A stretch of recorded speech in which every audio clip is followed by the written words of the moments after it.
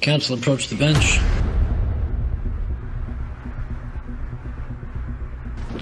You play to win. And I don't care if you don't have any win. You go play to win. When you start telling me it doesn't matter, then retire. Get out. Because it matters. Pulls up, three-pointer. Bang! Bang! It's good! Wins the game at the buzzer! You can't handle the truth.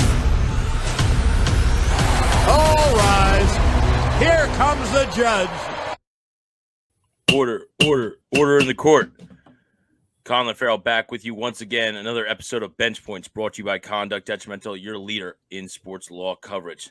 Today's episode, a heavyweight bout.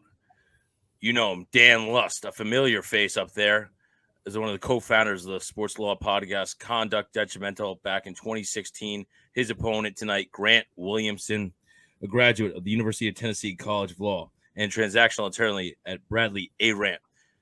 Guys, we got some great topics. Glad to have you on the show. Pleasure. And Grant, listen, I know you're feeling pretty good right now. Not about to be feeling so good, my friend. Listen, had to bring out the big dog for me. We got to bring out the big guns too. Very worthy opponent. So let's get rolling here, guys. So you know the drill. 45 seconds on the clock. Dan Lust, we're kicking it to you to open up tonight's show. All right, we start actually a little NFL for you. Josh Lambo made headlines this past week after he filed a lawsuit against his former team, the Jacksonville Jaguars, alleging emotional distress because of a hostile work environment.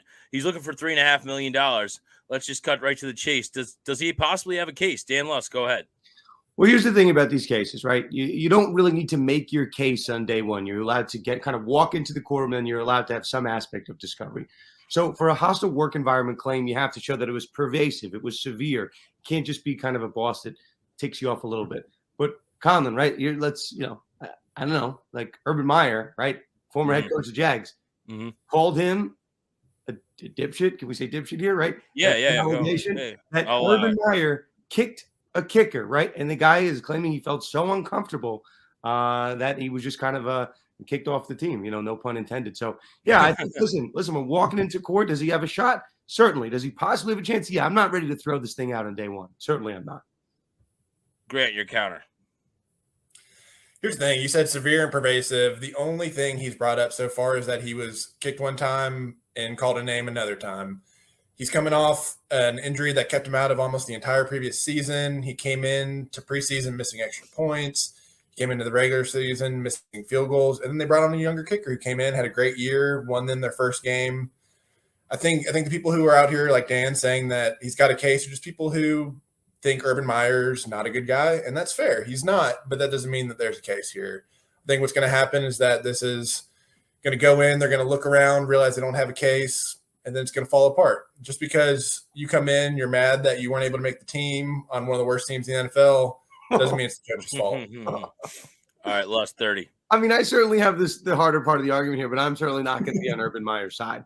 At the end of the day here, right, I think we've learned a lot of things. Urban Meyer is a bizarre head coach, has done things, at least allegedly, right? I don't think anything is going to surprise anyone about Urban Meyer at this point. But again, the question here is, does Josh Lambo have some semblance of a case walking in?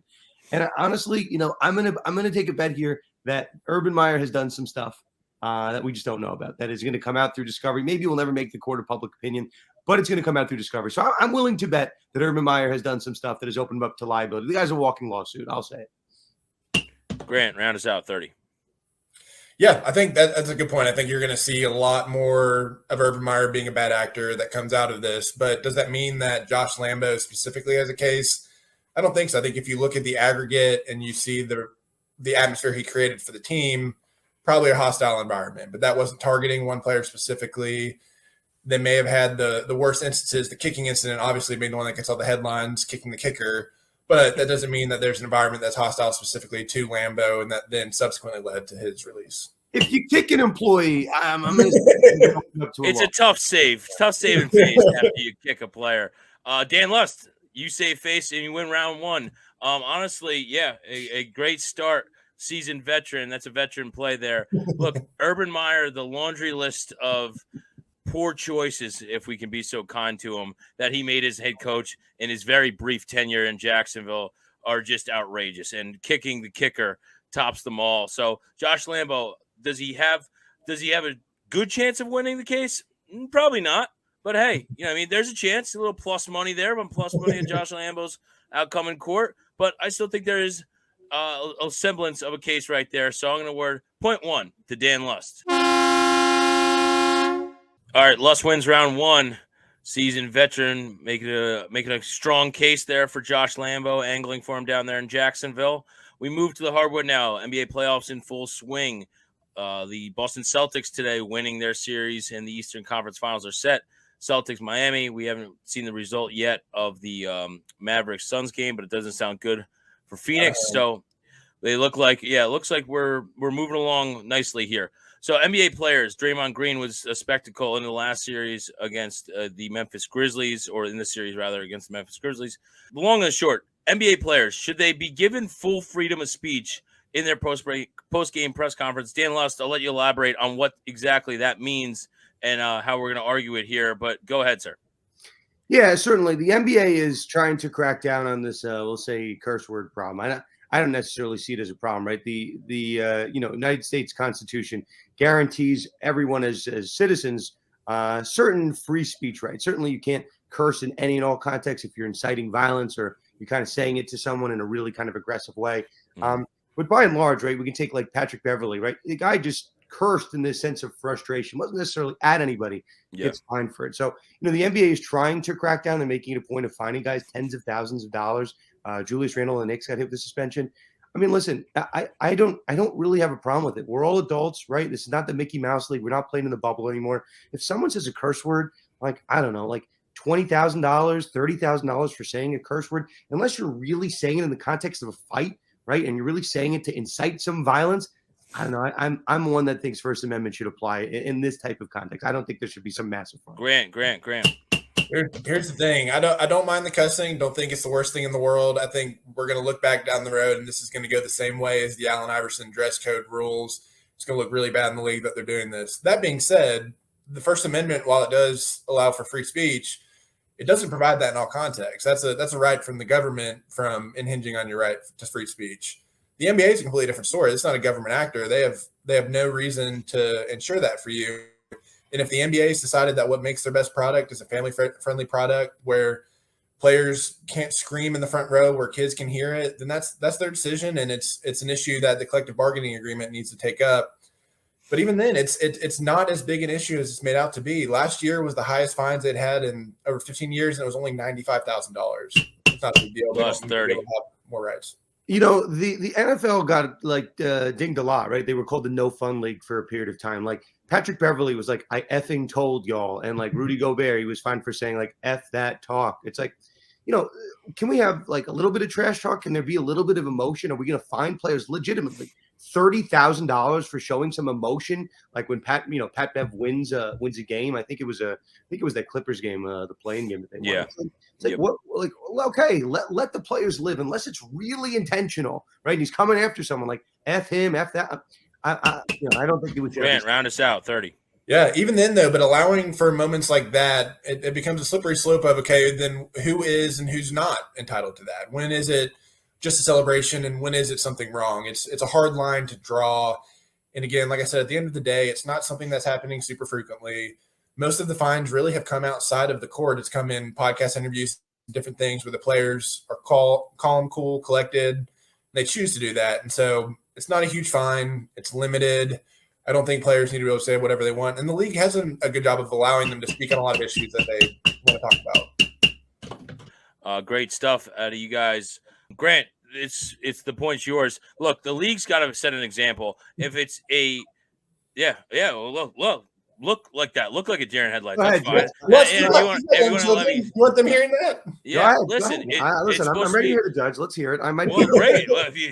So it's supposed to be something that we can present to kids, young kids, 5, 10, 15 years old, and they see their superstars, their heroes, Draymond Green, Pat Bev, cursing like a sailor. Is that really how we want our kids looking up to that and learning that's the example we really want to be setting? I don't think so. Look, control yourself. You're a grown man. I get it in the heat of the game. Also, the infrequency of it. only $95,000 was the total lump sum of the league for an 82-game season plus the postseason last year. Come on. It's not that frequent. Everybody else seems to be able to follow the rules. Now we have a few repeat offenders. No. Clean up your act. Okay, Moving so on. when guys are banging in the paint, they drop an F-bomb by accident. Let's suspend them too. And Listen, that's what I said. There's no suspension. We're talking about just a short little fine, and it's definitely not all those guys. I've been to NBA games. I want to see Draymond Green. 95K. Who cares? Yeah. Listen, what is that? That's peanuts. Nothing. Okay. That's what I use on parlays. All right, we'll move even at 1 as we normally go here. Moving to topic number 3. Even in the score at 1, Grant Williamson gaining a point back right there. 1-1. We move to our third and final topic on this episode of Bench Points, brought to you by Conduct Detrimental, your leader in sports law coverage. Okay, so seems like NIL is a topic on the show every other week. It's a pressing issue, college athletics. We need some structure to it. So that's what we're going to round us out here tonight. We're going to do a little betting segment live here at the Bench Points Sportsbook and Casino, where I am taking all your action and turning $10 into 10-team parlays and tens of thousands of dollars. No, but we're going to say, what's the line here? So you guys throw me out a couple of numbers of what's the line. The odds of federal law will be passed by the end of 2023, so not this year, but the following, setting the standard for NIL across college athletics. Grant Williamson, you won round 2, so you lead us off here for topic number 3. Absolutely. Here's the thing. It's not going to happen by the end of 2023. These are crazy odds. This is plus 1,000. You're putting money down, and it's a prayer that it happens. It took a whole year for state legislatures to even start to consider what the impact of these NIL collectives was. And it's across the board. In my state of Tennessee, they're explicitly removed the restriction of them talking to schools. In other states, they're silent on it. In other states, they're not allowing anything. There's no way that anyone wants to take up the cause of, hey, we shouldn't allow these players to be able to make a little bit of money on the side. It's not popular. It's not going to get pushed by the end of 2023. And if anything does move, it's going to be the NCAA coming in and cracking down on it. It's not going to be a federal law. All right, Dan Lust, 45. Okay, so plus 1,000. I could pull the prices right on you, Grant, if I want to just say like plus 999. I am not going to do that. I think it's far more likely than you're giving it credit, honestly. So let's talk about some facts here.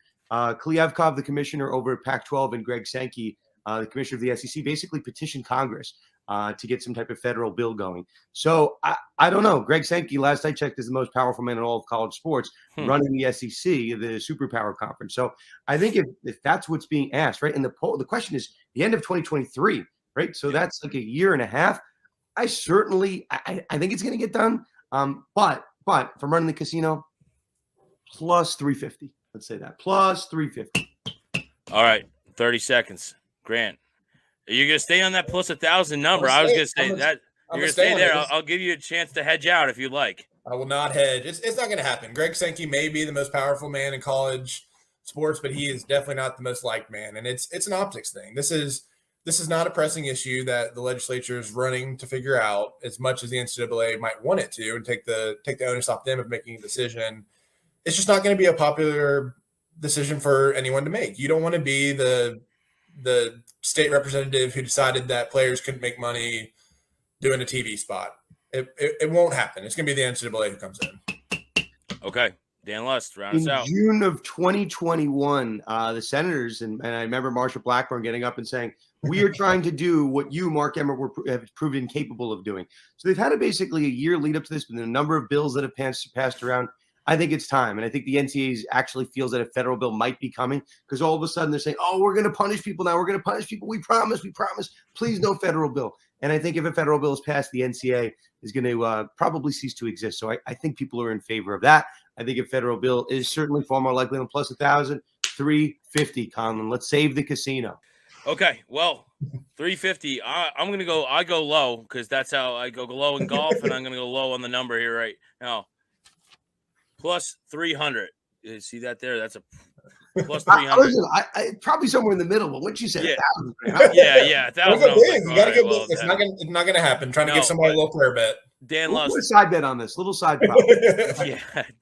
Dan Lust taking home yet another bench points victory. Is this 2 or 3 for you now? You know, I think you won week. I've been on the show a yeah. couple times, so Yeah, Sounds like a little collusion so going he's on. the first one that's gonna like walk out with multiple belts. Dun, dun, dun, dun, dun, dun, dun. Dan Lust wins. I thought the great point you made was the writing on the wall for people. The hatred towards the NCAA almost trumps everything for me, and that the fact that federal law can structure this NIL circus that we got going on right now, I think will be good to keeping the amateurism back in college athletics. So Dan Lust, you are this week's Bench Points champion. Well done, my man.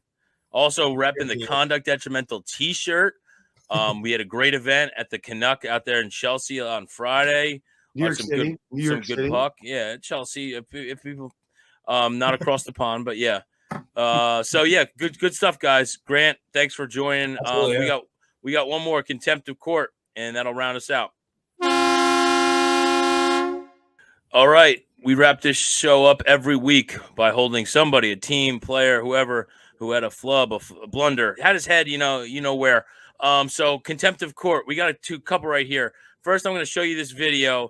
This guy's going to be sleeping on the couch. The announcers called it perfectly. This is at a softball game in the SEC. Oh my goodness. Boom! Hits the girl right in the noggin. Buddy got out of there quick. Shady dipped. Let's just go one more time. Look at him. He sees it coming, and he just absolutely on the ear. Sleeping on the couch. I don't know. Up top, little chin music right there. Yeah. So that guy, yeah. Oh, that's gonna be an interesting car ride home, especially after he blows up on Twitter. Other Contempt of Court, the Cincinnati Reds, who have been off to just a dismal start to their season. And they did something today that has only been done 3 other times in the history of Major League Baseball. They threw a no-hitter and lost the ball game 1-0. So just all around, not a year that you want to be a season ticket holder for the Cincinnati Reds. What you need to be is a Cincinnati Bengals ticket holder because they got Joey Burr, and he is legit. Well, guys, that'll wrap us. Any commentary on the Reds or the gentleman who left his significant other, girlfriend, whoever, out in the cold there? Not protecting your significant other, assumption of the risk, and being a Cincinnati Reds fan, assumption of the risk. Assumption risk, both. 1 and 2. 1 and 2. Dan Lust, right there. Again, the champion of this week's episode of Bench Points. Thank you. Well, every Monday we bring it to you guys, and we did it again this week. We'll be back again next week. Thanks so much, guys. For Conduct Detrimental, I'm ConlanFarrell.